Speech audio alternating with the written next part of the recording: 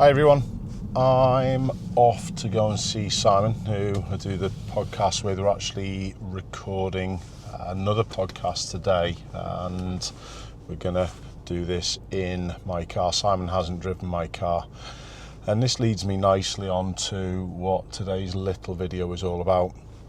I am changing this car. It's not super well-known knowledge. I did mention it on I think it was another video with Simon, to be fair, where I drove his Audi Q6. But I am changing this car and time is approaching, to be honest. So I thought I'd better let people know what exactly I've got and why I chose it. It's a Volvo V60. It's virtually identical to the one that I borrowed, the black one. I've got a few reasons behind it. First of all, why aren't I keeping the Focus? The Focus has been such a good, reliable car. It's been brilliant. It's had a new battery, that's all. Apart from that, it's been impeccable. It's been a great place to teach, to be honest. Vision all around, superb. The only thing that probably causes a little bit of problems on occasions is the torquiness of it. However, that pushes the students to a different level of ability regarding speed management, so it's not a bad thing. It's not brilliantly fuel efficient. I'll probably do high 30s going across towards Simon today, which is pretty good on an open stretch. But the town stuff that I do, it's not the best. But I have enjoyed this car. So why am I changing it? Well, the main reason is so we can do a little bit more on the road stuff and take Callie along. So that's where the estate car comes in. I, as most of you know, had the V50 that we raffled for the James Bulger Memorial Trust. By the way, thank you for that. We turned an £1,800 car into a £4,500 profit for the charity, approximately. And what I'm saying about profit, I took the hit for the car, and I've said before, I'm not after any, oh, well done, Ashley, aren't you great? Not asked. If I was honest, it's what I decided to do. But that was really positive. But going back to the car again, sorry for digressing. The V50 was a fab thing, and honestly, it just suits my need for a car. So pretty obviously, that's why I got the V60 in, and pretty obviously that's why I've purchased one. So it's the B4, the mild hybrid, and it's the ultra spec that I've gone for. There are a few bits about the ultra spec that I fancied. Believe it or not, the pilot assist was one of the things that made me go for the ultra spec as well. And it's got memory seats driver side on the, I was going to say base spec. There's no base spec on the Volvos. They're brilliantly equipped, but the ultra spec has memory seats that side, which for me doing the job that I do is pretty important as well. So I've gone for the ultra spec. I've got, I'm not even going to tell people the colour. I'll leave that as a little surprise. And I've gone for a couple of other things. Tow bar. I've gone for an electrically deployable tow bar.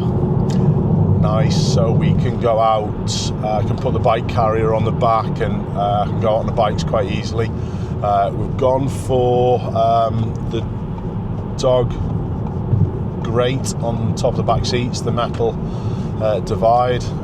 Pretty obviously, I've gone for some roof bars for it, but apart from that, it's pretty well spec'd. It's got everything that I need. As I found out when I took the other Volvo down to Southampton, it's fuel efficient. I did a video on it regarding manoeuvring, and the manoeuvring in it isn't any different turning points than this. Honestly, I know it seems a bit ridiculous for a driving school car. However, after the two people who hopefully, fingers crossed, are going to be getting through in this car, I haven't got any more learners. It's just driving instructors that I've got on the books. So again, it doesn't really matter as much. Why didn't I go for the more powerful version? I don't use the power in this. It seemed an extra expense that I didn't really need.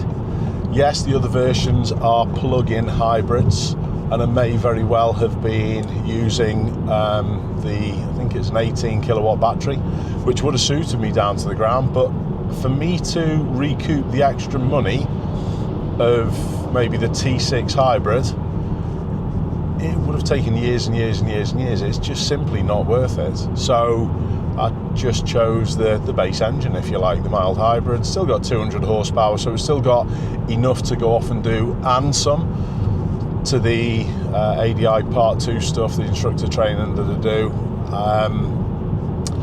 Some people may be thinking, why didn't I go for a different model? Why did I go for a model that's effectively 6 or 7 years old? And it is. The V60 is. I think it's 2018 that it came out. I'm not sure.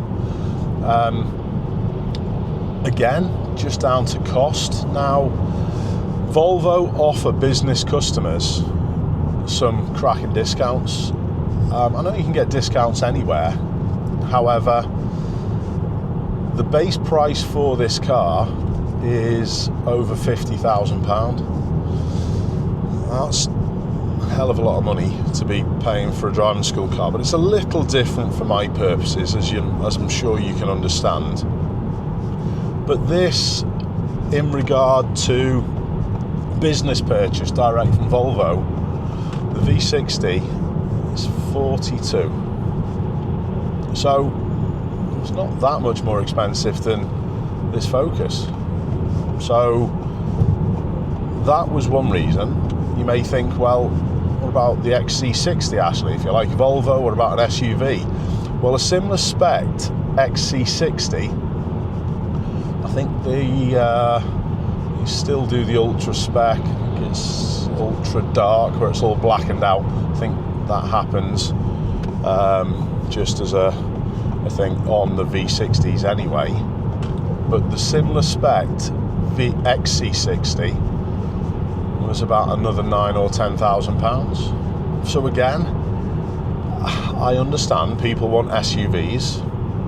I understand the arguments for seeing a little more. Well, I don't think that should affect your car purchase. All you can do is just be a little bit further back, and I know you might be able to see a little bit further up when you're up to a giveaway if you're got a car next to you. But again, I can deal with that, and I will deal with that. I understand that getting in and out of an SUV is a little easier. However, I'm not so bad. I'm 51. Can get in and out of a car still quite comfortably. I'm fairly mobile. But getting in and out of a car for Callie is another big decision for me. She can pop in and out of an estate car like that without having to get a ramp going up. She's a big dog. I would like to look after her joints and her in old age. So there were plenty of decisions that went into me getting this Volvo. It's probably going to be the new regs in March, I would have thought. It's saying delivery could be in February, but I don't really see the point in taking delivery in February where you can wait another couple of weeks and have one of the newer regs. So that's what I'll probably do. I'm not taking finance out on it. I'm in a fortunate position with what I do with YouTube. I'll just trade this vehicle in probably, and then just purchase the vehicle. So that's it really. seats were one of the main thing that made me go for the Volvo. Would like a little bit more comfort. This car, although it can be fun, and it's got plenty to it, and it's a sporty nature, it's a lot sportier than the Golf GTI that I had. I think I've just passed that point of having an Asbo green Focus ST. So let me know what you think. I know people realise that car choices and what I pick for cars never been a massive part of the channel. I could still do all the teaching I wanted, honestly, in the old Volvo V60 that Stephen won. Congratulations, Stephen. So it's never been a massive thing, but I thought it was just the right thing to do to let everyone know of the car that I've chosen, the reasons behind it.